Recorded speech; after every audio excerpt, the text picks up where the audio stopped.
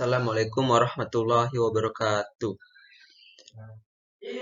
Perkenalkan, nama saya Doni Dwi Putra dari kelas Ilmu Komputer 2 dengan NIM 0701212058.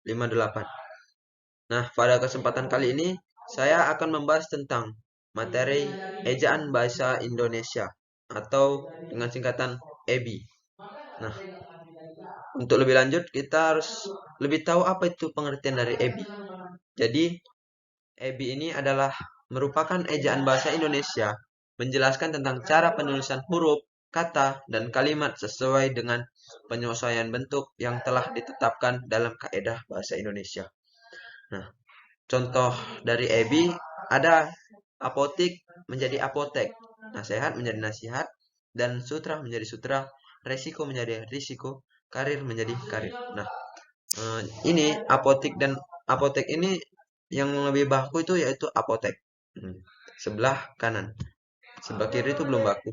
Jadi fungsi dari ejaan yaitu yang pertama ada sebagai landasan pembakuan tata bahasa, yang kedua ada sebagai landasan pembakuan kosakata dan peristilahan, yang ketiga ada sebagai alat masuknya unsur-unsur bahasa lain dalam kebahasa Indonesia.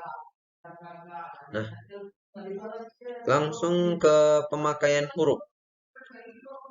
Materi pemakaian huruf ini ada berbagai bentuk. Yang pertama ada huruf abjad. Huruf abjad dipakai dalam ejaan bahasa Indonesia terdiri atas 26 huruf yang sering kita ketahui yaitu A, B, C, D, E, F, G, H, I, J, K, L, M, N, O, P, Q sampai Z. Nah, terus ada huruf vokal. Huruf vokal ini melambangkan dalam bahasa Indonesia terdiri atas 5 huruf, yaitu ada A, E, I, O, dan U. Contohnya api, ember, itu, oleh, ulang. Nah, ini yang kata depan ini yaitu kata vokal. Nah, yang ketiga ada huruf konsonan. Huruf konsonan ini terdiri atas 21 huruf, yaitu ada B, C, D, F, G, H, J, K, L, M, N, P, Q, R, S, T, Y, W, X, Y, dan Z. Nah, selanjutnya ada huruf diftong. Diftong ini terdapat gabungan huruf vokal yaitu I, AU, E, dan OE. Selanjutnya ada gabungan huruf konsonan. Ini yaitu ada huruf KH, NG, NY, dan SY. Masing-masing melambangkan satu bunyi konsonan. Selanjutnya ada huruf kapital, yang dimana huruf kapital ini sebagai huruf pertama awal kalimat. Lanjut ke huruf kapital dipakai sebagai huruf pertama unsur nama orang, termasuk julukan. Misalnya Amir Hamzah dan Dewi Sartika. Huruf pertamanya itu huruf vokal atau sering kita sebut huruf besar. Huruf kapital maksud saya. Selanjutnya ada huruf tebal yang biasa kita pakai untuk menegaskan bagian tulisan yang ditulis dengan miring. Misalnya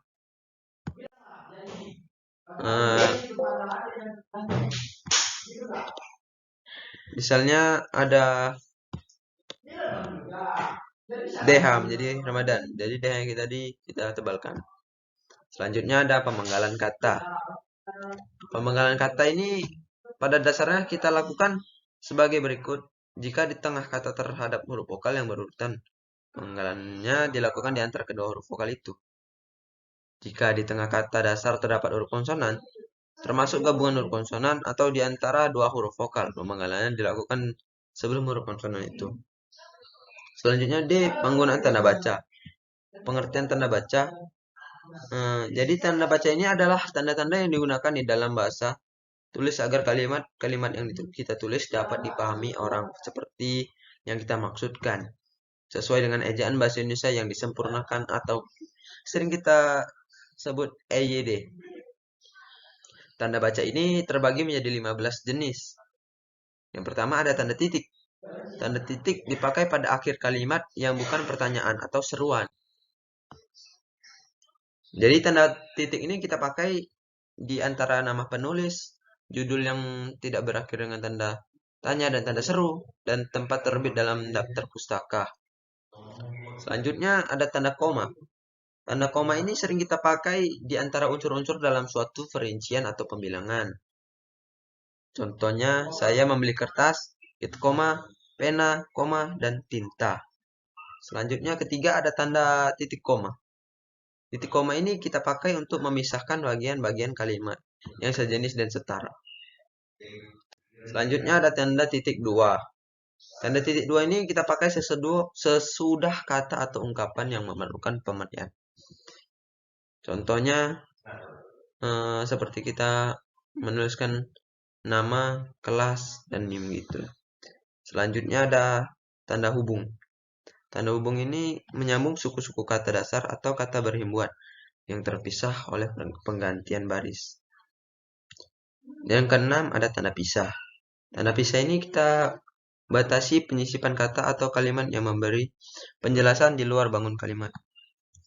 Selanjutnya ada tanda elipsis. Tanda elipsis ini dipakai dalam kalimat atau dialog yang terputus-putus.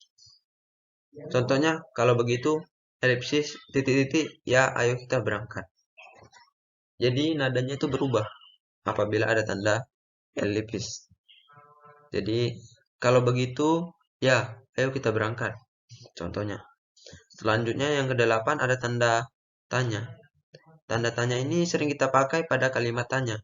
Contohnya, kapan kalian berangkat? Kapan kalian pergi ke sekolah? Selanjutnya, yang kesembilan ada tanda seru. Tanda seru ini dipakai pada akhir kalimat perintah. Misalnya, bersihkan kamar itu sekarang juga. Tolong jangan berisik. Selanjutnya yang ke-10 ada tanda kurung. Tanda kurung ini mengapit tambahan keterangan atau penjelasan. Contohnya, Komisi A telah selesai menyusun GBPK. Kita GBPK ini kita buka kurung dan tutup kurung dengan singkatan dari GBPK ini, yaitu garis-garis besar program kerja. Nah, inilah tanda kurung tersebut. Selanjutnya yang ke-11 ada tanda kurung siku. Tanda kurung siku ini mengapit huruf, kata atau kelompok kata sebagai koreksi atau tambahan pada kalimat atau bagian kalimat yang ditulis orang lain. Dan yang ke-12 ada tanda petik. Tanda petik ini mengapit petikan langsung yang berasal dari pembicaraan dan naskah atau bahan tertulis lainnya. Contohnya, saya belum siap. Nah, kata Mirna, tunggu sebentar. Nah, selanjutnya yang ke-13 ada tanda petik tunggal. Tanda petik tunggal ini mengapit petikan yang tersusun di dalam petikan lain. Selanjutnya yang ke-14 ada tanda garis miring. Tanda garis miring ini dipakai di dalam nomor surat dan nomor pada alamat dan penandaan masa 1 tahun yang terbagi dalam 2 tahun takwim. Contohnya nomor 12 tanda garis miring PK garis miring 2005. Yang ke-15 yaitu ada tanda penyingkat apostrof. Tanda penyingkat ini menunjukkan penghilangan bagian kata atau bagian angka tahun. Contohnya, gunung pun kan kudaki. Nah, di sini ada tanda penyingkat apostrof yang sebelum kan. Jadi kan ini berarti akan. Jadi. Dan contoh kedua ada 17 Agustus 45. Di mana di sini ada penyingkat apostrof. 45 ini yaitu 1945. Mungkin itu saja yang bisa dapat saya sampaikan. Apabila ada kata-kata yang salah, saya mohon maaf. Saya akhiri. Wabillahi taufiq wal hidayah. Wassalamualaikum warahmatullahi wabarakatuh.